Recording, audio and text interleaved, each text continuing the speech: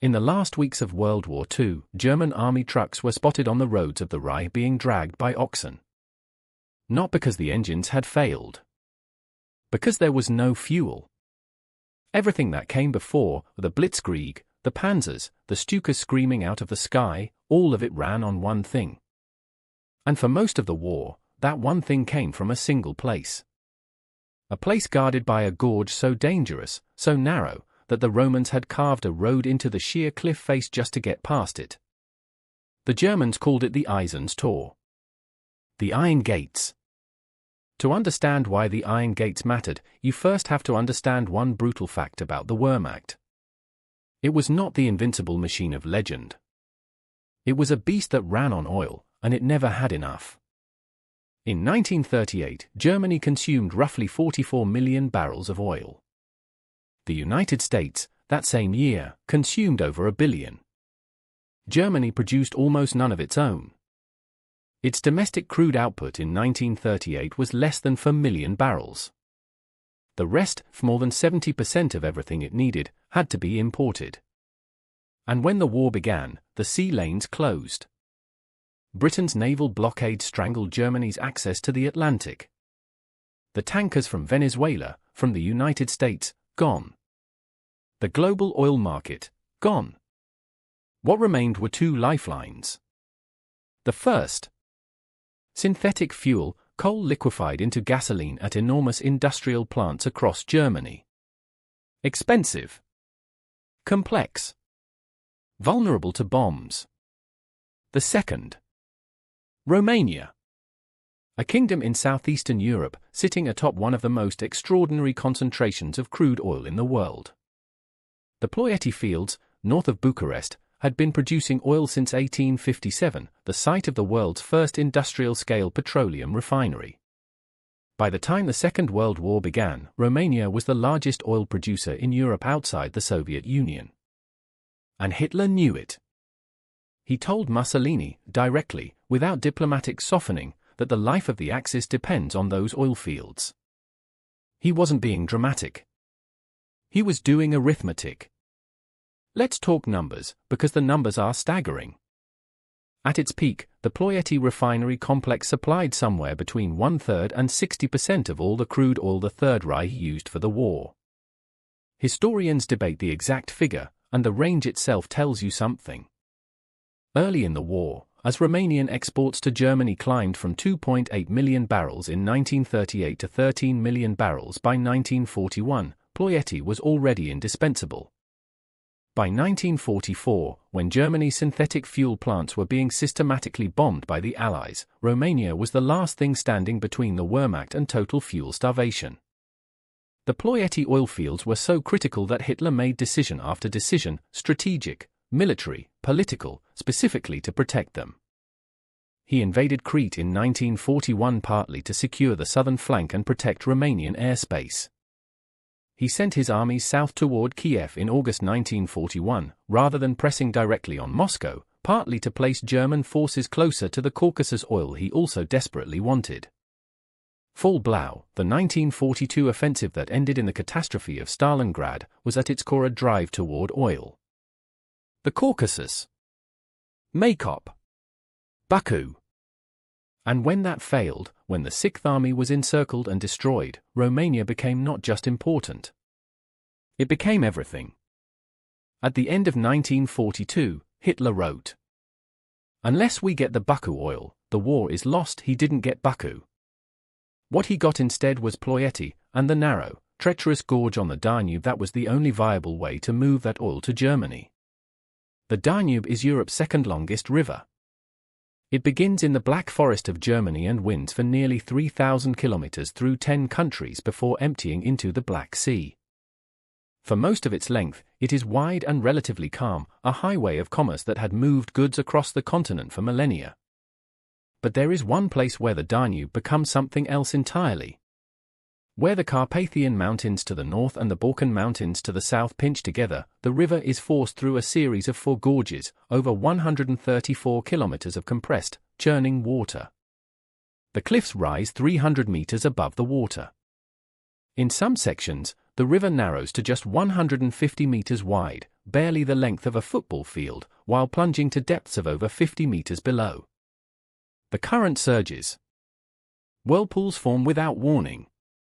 The Romans, who built an empire on engineering, carved a military road directly into the vertical cliff face just to move legions through. Trajan's bridge, the longest arch bridge in the world for over 1,000 years, stood at its edge. The locals didn't need a history lesson to know what it was. They called one section simply Kazan, the cauldron.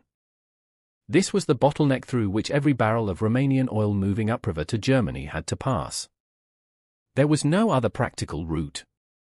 Rail could carry some oil, and did. But rail was slow, expensive, and a target for Allied bombers. The Danube, with its capacity to move enormous barge convoys carrying thousands of tons of cargo, was irreplaceable. A single 9-unit barge convoy on the lower Danube could carry over 15,000 tons of cargo, the equivalent of more than 600 trucks. The math was simple. Brutal.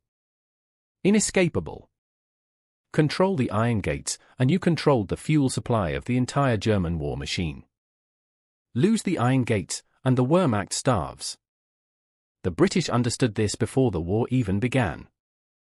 Their planners had identified Germany's oil dependency as its single greatest strategic vulnerability. As early as 1938, RAF planners were drawing up options, Western Air Plan 5C, targeting Germany's fuel supply. But bombing Ploiești from Britain was nearly impossible. The distance was catastrophic. The defenses were ferocious. So in 1939, as war broke out, British intelligence tried something more direct. A covert operation, run by what would eventually become the Special Operations Executive, to physically destroy the iron gates. The plan: sail a fleet of barges loaded with dynamite down the Danube through the gorge, detonate them in the narrows, and collapse enough rock into the riverbed to make the passage impassable. Block the bottleneck. Starve the Reich. It was audacious.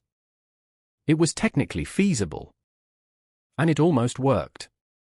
The operation was foiled, not by German military counterintelligence, but by Romanian police acting on a tip from the pro-German Iron Guard, a Romanian fascist organization already moving the country toward alignment with Berlin.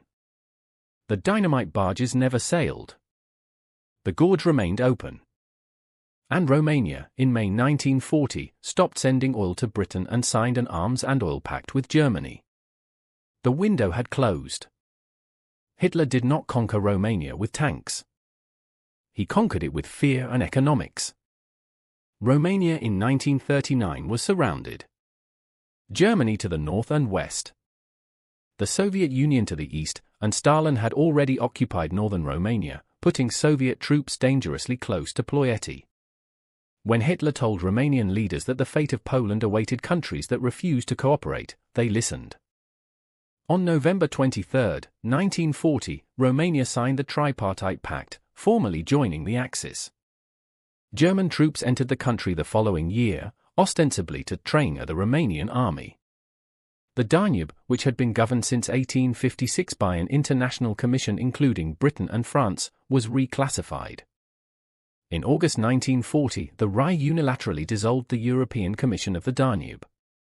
Germany seized control of the river's governance. The oil barges flying the swastika moved freely through the gorge. The iron gates, ancient, geological, indifferent to politics, had become a German asset. Now the only threat was from the air. The Americans had known about Ploiești since the beginning. The first U.S. bombing of a European target, June 1942, was not Berlin. Not Paris. Not even a German city. It was Ploiești, Romania. The message was clear, even if the bombs weren't yet accurate enough to matter. Then came August 1, 1943. Operation Tidal Wave. 178 B-24 Liberators flew 2,300 miles from Libya, descending to treetop level, some at just 200 feet, to bomb the refinery complex in a low-level attack unlike anything the USAF had ever attempted. The losses were catastrophic. 54 aircraft destroyed. 500 airmen dead. 5 medals of honor awarded in a single day, more than any other single military action in American history. And Ploiești kept producing. Within weeks, German and Romanian workers, many of them forced laborers, had repaired the damage. The refineries were producing more oil than before the raid. The Allies eventually succeeded, not in one dramatic blow, but over 4 brutal months in 1944. 5,675 bombing sorties. Nearly 14,000 tons of ordnance. A 90% reduction in refinery output. But in the meantime, the RAF had found a different way to choke the supply. They mined the Danube. Aerial mining of the river, dropping magnetic mines from aircraft into the shipping lanes at night, created what German logistics planners described as a serious transportation impediment. The mines were invisible. The barges hit them without warning. The iron gates, already treacherous, became something else entirely. A killing zone. By late 1944, the calculation was complete. In August, the Red Army's Jasykishinev offensive shattered German Army Group South Ukraine. Nearly 1 million Soviet soldiers, over 1,000 tanks, almost 2,000 aircraft, they hit Romania like a geological event. Within days, King Michael of Romania overthrew the pro-German government. Romania switched sides. Soviet troops occupied Ploiești on August 24, 1944. The oil spigot, already devastated by Allied bombing, was turned off permanently. The convoys that had flowed through the iron gates for 5 years stopped moving. And the Reich, which had always been running on the edge of fuel starvation, went over the edge. By autumn 1944, the Luftwaffe was operating on 10% of its minimum required aviation fuel. German tanks sat immobilized. Pilots were trained in classrooms because there was no gasoline to fly. Hitler, in his bunker, continued to issue orders for divisions that had no fuel to move. And on the roads of a dying empire, Wehrmacht trucks were dragged by oxen. The beast that ran on oil had run out. Historians still debate the exact turning points of the Second World War. Stalingrad. Midway. D-Day. But there is another answer, less dramatic, more precise. It was a gorge in the Carpathian Mountains. 150 meters wide. 53 meters deep. It had no politics. No ideology. No ambition. It was just rock and water and current. And through it flowed, for 5 critical years, the fuel that kept the most destructive military force in human history moving. When it stopped, the war was already over. The Iron Gates had decided it.